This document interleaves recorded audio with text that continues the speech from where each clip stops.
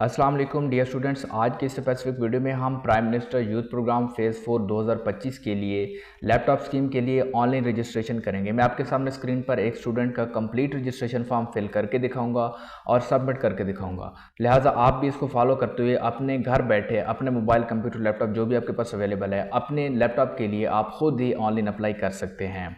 Students, इसके लिए सबसे पहले आपके पास क्रोम ब्राउज़र होना चाहिए। आपके पास जो भी मोबाइल, कंप्यूटर, लैपटॉप है उसमें क्रोम ब्राउज़र को ओपन कीजिए।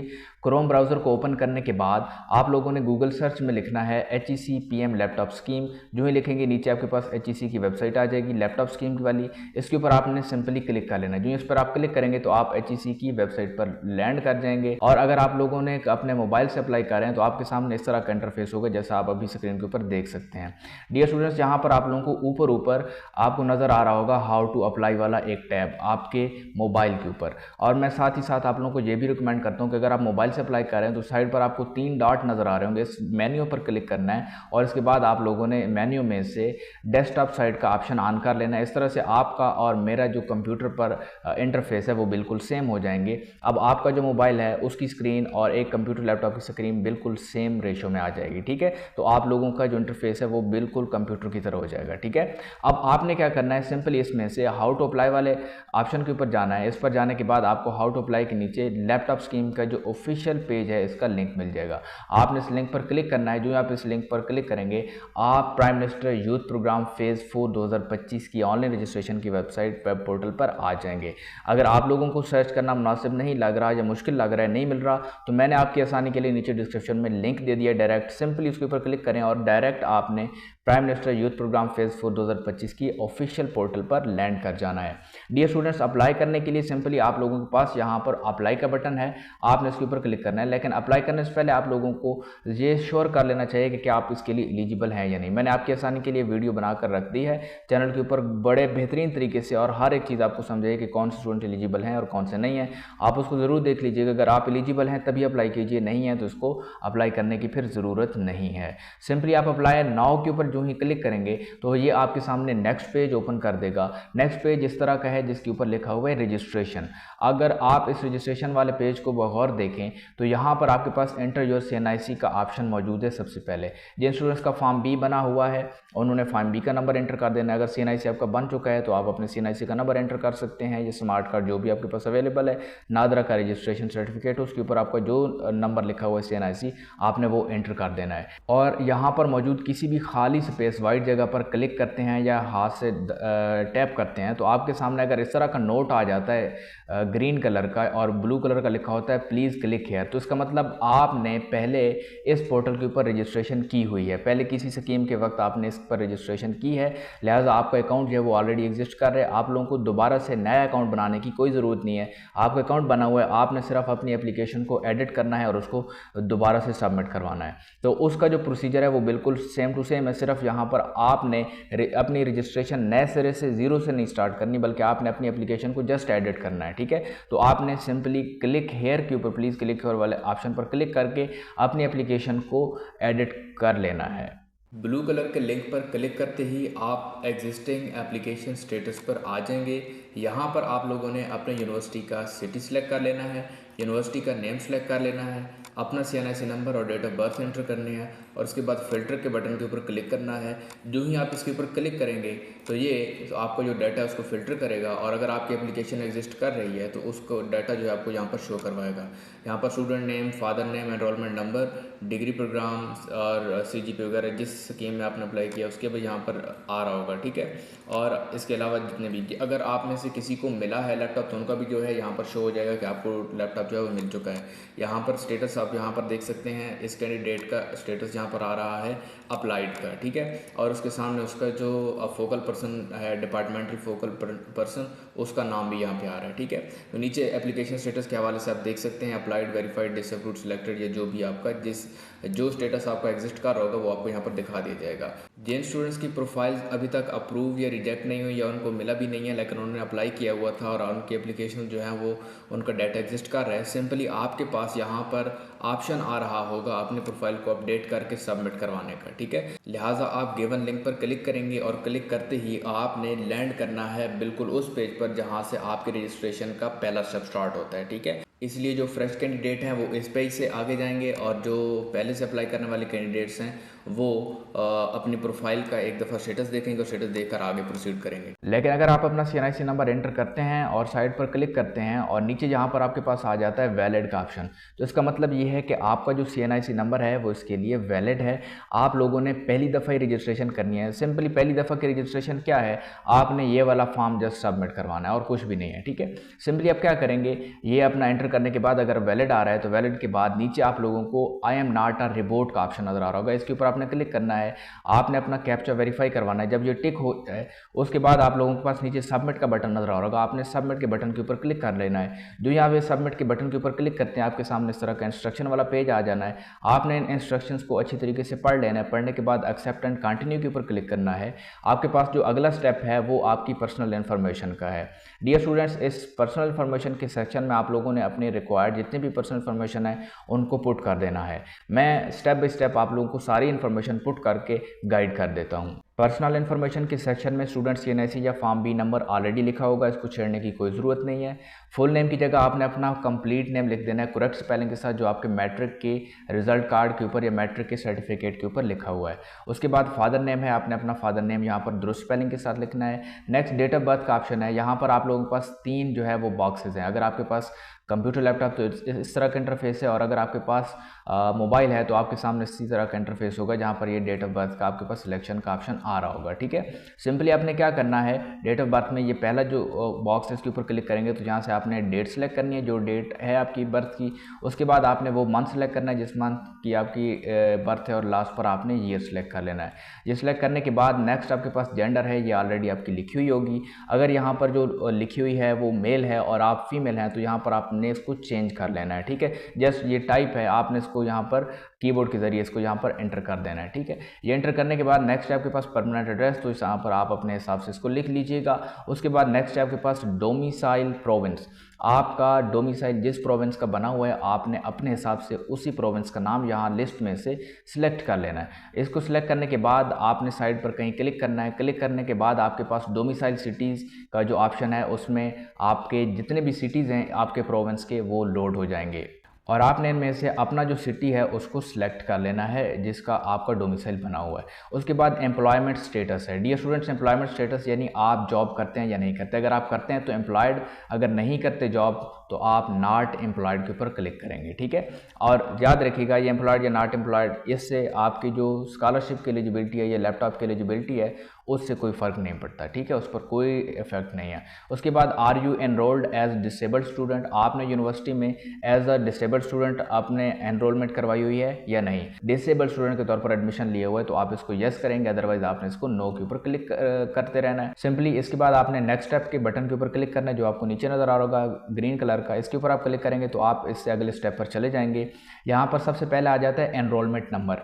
एनरोलमेंट नंबर आपका रोल नंबर नहीं होता बल्कि यूनिवर्सिटी का रजिस्ट्रेशन नंबर होता है। आप जिस भी यूनिवर्सिटी में पढ़ रहे हैं उस यूनिवर्सिटी की तरफ से आपको जो स्टूडेंट कार्ड मिला है उसके ऊपर आपका रजिस्ट्रेशन नंबर लिखा हुआ होगा। अगर नहीं मिला या नहीं पता तो आप अपनी यूनिवर्सिटी से पता कर सकते हैं अपना जो एनरोलमेंट नंबर है। यहाँ पर आपने अपना एनरोलमेंट नंबर एंटर कर देना है। एनरोलमेंट नंबर के बाद city of university main campus college लिखा हुआ है, ठीक है। स्टूडेंट्स, यहाँ पर आपने अपनी यूनिवर्सिटी जिसमें आप डिग्री कर रहे हैं उस यूनिवर्सिटी का मेन कैंपस जिस सिटी में है उस सिटी का नाम आपने सेलेक्ट कर लेना है।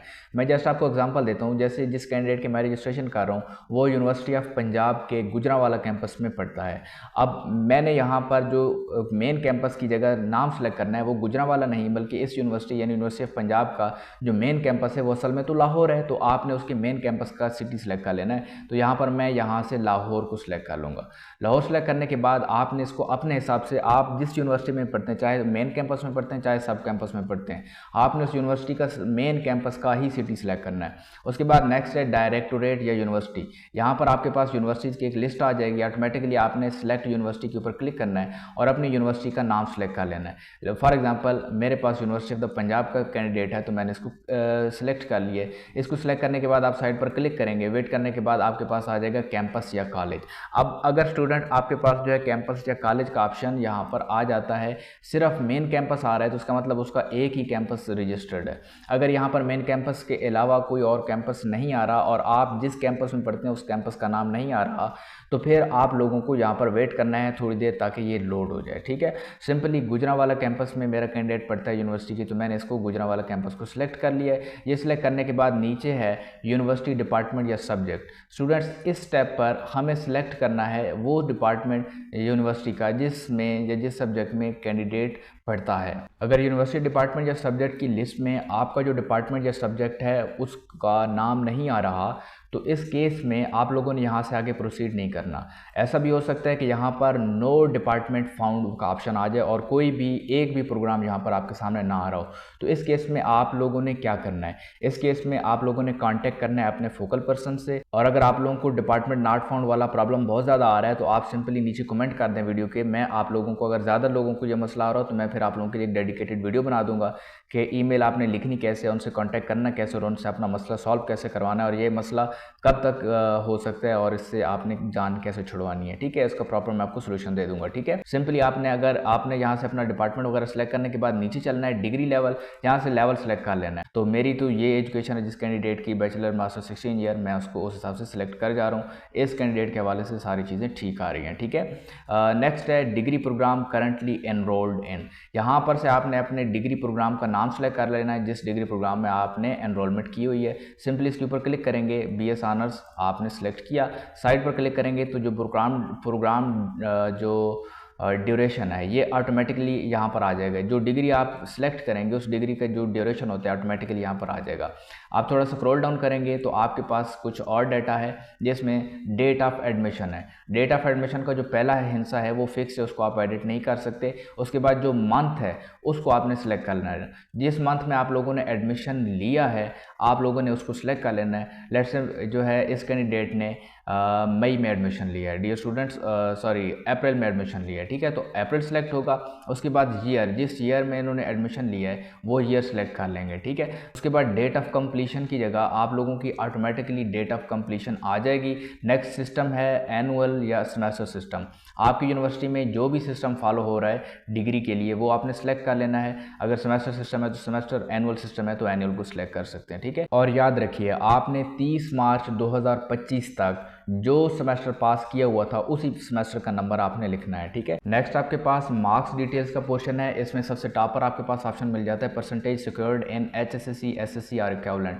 यहाँ पर आपने वो परसेंटेज मार्क्स की एंटर कर देनी है जितने परसेंट आपने सेकेंड ईयर में, इंटरमीडिएट में या 12th ईयर के एजुकेशन में मार्क्स हासिल किए थे, FFSC जो भी आपने किया हुआ था। ठीक है, 12वीं क्लास तक के वो परसेंटेज आपने यहाँ पर एंटर करनी है। मार्क्स नहीं, आपने यहाँ पर परसेंटेज एंटर करनी है। परसेंटेज ऑब्टेन करने के लिए आपने जितने मार्क्स हासिल किए, let's say obtain marks divided by total marks और मल्टीप्लाई बाय 100 करेंगे तो आपके पास परसेंटेज आ जाएगी। लेट्स से आपकी आती है 88.55%, तो आपने 88 वो पॉइंट से पहले लिखना है और ये जो छोटा सा पॉइंट लिखा है इसके बाद पॉइंट के बाद वाले 2 नंबर लिख देने हैं। ये लिखने के बाद नीचे आपके पास आ जाता है ग्रेडिंग सिस्टम। ग्रेडिंग सिस्टम में आपने वो ग्रेडिंग सिस्टम सेलेक्ट करना है जो आपकी यूनिवर्सिटी फॉलो कर रही है। ठीक है, अगर आप फर्स्ट सेमेस्टर के स्टूडेंट हैं तो आप यहाँ पर परसेंटेज सिस्टम ही सिलेक्ट करें, जो है CGPA सिस्टम सेलेक्ट ना करें। उसकी वजह यह है कि आपके पास तो फर्स्ट सेमेस्टर है, आपके पास कोई रिजल्ट ही नहीं है इस यूनिवर्सिटी का, तो आपको पुट करने की ज़रूरत नहीं पड़ेगी।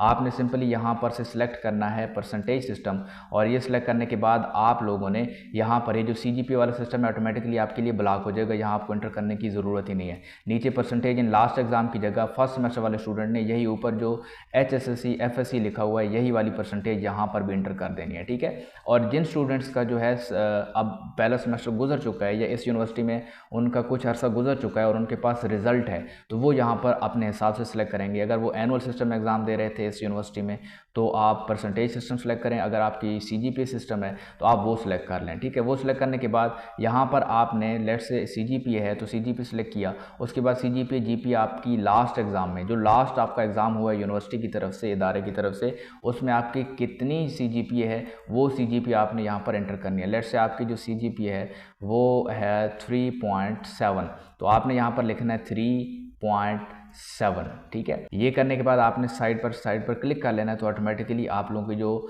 यहाँ पर परसेंटेज वगैरह है वो कैलकुलेट होकर आ जाएगी। ठीक है, ये परसेंटेज ऑटोमेटिकली आपकी कैलकुलेट होकर आ चुकी है लास्ट एग्जाम में। ये करने के बाद आपने नेक्स्ट स्टेप पर चले जाना है। नीचे नेक्स्ट स्टेप का ऑप्शन नजर आ रहा होगा, आपने इसके ऊपर क्लिक करना है। And the very last step is contact verification. Dear students, यहाँ पर आपने सेल फ़ोन और ईमेल वेरिफिकेशन कंप्लीट करवानी है। सबसे पहले आपके पास है सेल फ़ोन नंबर, तो आपने यहाँ पर अपना नॉन कन्वर्टेड यानी जिस नेटवर्क पर है उसी नेटवर्क पर होना चाहिए। अगर जैज़ का नंबर है तो जैज़ पर हो, कोई कन्वर्टेड नंबर मत दें, ठीक है, उन पर कोड वगैरह रिसीव नहीं होते। तो यहाँ पर जो है आपने अपना जो आपके पास नंबर है वो एंटर कर देना है। नंबर एंटर करके साइड पर कहीं क्लिक करेंगे तो ऑटोमेटिकली आपके पास नीचे आ जाएगा वैलिड फ़ोन नंबर और नीचे एक और बॉक्स आ जाएगा सेल फ़ोन वेरिफिकेशन कोड। अब आपके जो नंबर जो आपने एंटर किए वहाँ पर एक कोड सेंड कर दिया गया है। यूजुअली कोड जो है वो जल्दी आ जाता है, 2 से 3 मिनट के अंदर अंदर आ जाता है, तो लेकिन अगर नहीं आ रहा तो आपने इसका वेट कर लेना है, ठीक है। वो अपना कोड एंटर करना है। इसी तरह नीचे ईमेल है, ईमेल के ऊपर आप जो है यहाँ पर अपना ईमेल एड्रेस एंटर करेंगे और ईमेल एड्रेस एंटर करने के बाद साइड पर क्लिक करेंगे तो आपकी ईमेल वाला जो है वो वेरिफिकेशन आ जाएगी, ठीक है। तो सिंपली वेरीफाई ईमेल के बटन के ऊपर क्लिक करेंगे तो आपको जो कोड है वो सेंड कर दिया जाएगा और ऊपर आपका जो बॉक्स है वो आपको नज़र आ जाएगा कि आपको जो OTP है वो सेंड कर दिया गया है, ठीक है। मुझे सेल फ़ोन और ईमेल के दोनों कोड्स मिल चुके हैं और मैंने यहाँ पर एंटर कर दिए। अगर आपको कोई नहीं मिल पा रहा, कोई एक मिल गया दूसरा नहीं मिल पा रहा, या दोनों नहीं मिल पा रहे, तो भाई वेट करें, ठीक है, और इसको रीट्राई करें। रीट्राई करने के लिए क्या करेंगे, सिंपली आप कुछ देर वेट करें, 5 से 10 मिनट। 10 मिनट के अंदर अगर नहीं आता तो फिर दोबारा से आप इस सेल फ़ोन नंबर के बॉक्स के ऊपर क्लिक करें।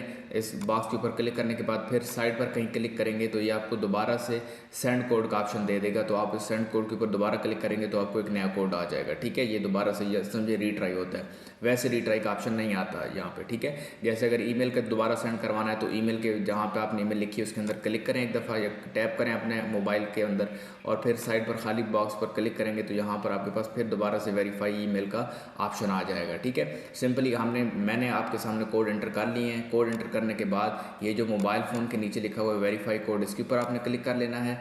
जब आप क्लिक करें और ये दोनों जो बॉक्सेस हैं, फ़ोन नंबर और जो वेरिफिकेशन कोड वाला बॉक्स, ये ग्रीन कलर के आ जाए तो इसका मतलब ये है कि आपका कोड जो है वो वेरीफाई हो गया है। और अगर आप कोड गलत एंटर करेंगे तो आपको ऊपर जो है नोटिफिकेशन मिल जाएगा कि आपका जो कोड है वो गलत है, ठीक है। सिमिलरली ईमेल वेरिफिकेशन की जगह भी वेरीफाई कोड पर क्लिक करेंगे और मेरे ये जो चारों बॉक्सेस हैं ये ग्रीन हो चुके हैं। अगर आपका यहाँ पर नहीं आ रहा तो आपने वेट कर लेना है। डियर स्टूडेंट्स, मैं आपको बिल्कुल रियल बताऊँ तो मुझे ये जो ईमेल का कोड है इसका तकरीबन 12 घंटे वेट करना पड़ा है, ठीक है।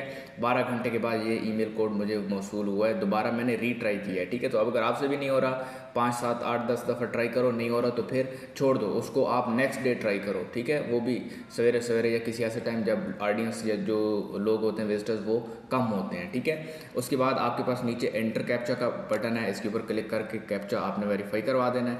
कैप्चा वेरीफाई करने के बाद आपने नीचे स्क्रॉल डाउन करना है और आखिर पर आपको डिस्क्लेमर आ रहा होगा, इसको आपने अच्छे तरीके से पढ़ लेना है। पढ़ने के बाद सबमिट का बटन है, इस बटन के ऊपर क्लिक कर लीजिए, आपकी एप्लीकेशन सबमिट हो जाएगी। यहाँ आप स्क्रीन के ऊपर देख सकते हैं you have successfully registered yourself for PM laptop scheme, और साथ में एक नोट भी लिखा हुआ है कि भाई ये सिर्फ रजिस्ट्रेशन है, ये कोई गारंटी नहीं है कि आपको लैपटॉप मिलेगा, वो तो फिर मेरिट बनेगा तो आपका लैपटॉप मिलेगा, ठीक है। अगर आप लोग अपनी एप्लीकेशन का स्टेटस ट्रैक करना चाहते हो, अपनी एप्लीकेशन का स्टेटस चेक करना चाहते हैं तो उसके लिए सिंपली आप लोगों को ये साइड पर 3 बार्स नज़र आ रहे होंगे इस पेज के ऊपर, आपने इनके ऊपर क्लिक करना है। ये मेन्यू है, इस मेन्यू पर क्लिक करेंगे तो नीचे आपके पास थोड़ा स्क्रॉल डाउन करने पर आपके पास एक ऑप्शन आ रहा होगा एप्लीकेशन स्टेटस का, आपने इस पर क्लिक कर लेना है। जो आप इस पर क्लिक करेंगे तो आपके सामने इस तरह का इंटरफेस आएगा। इसके लिए यूनिवर्सिटी सिटी में अपने यूनिवर्सिटी का सिटी सेलेक्ट कर लें, उसके बाद यूनिवर्सिटी का नाम सेलेक्ट कर लें, उसके बाद उसका कैंपस सेलेक्ट कर लें, उसके बाद डिपार्टमेंट का नाम सेलेक्ट कर लें, डिग्री लेवल आप सेलेक्ट कर लें और ईयर ऑफ स्टडी यहाँ पर जिसने 2 सेमेस्टर पढ़े हैं उसका ईयर ऑफ स्टडी 1 होगा, ठीक है। सिमिलरली आपने इसको चेक कर लेना है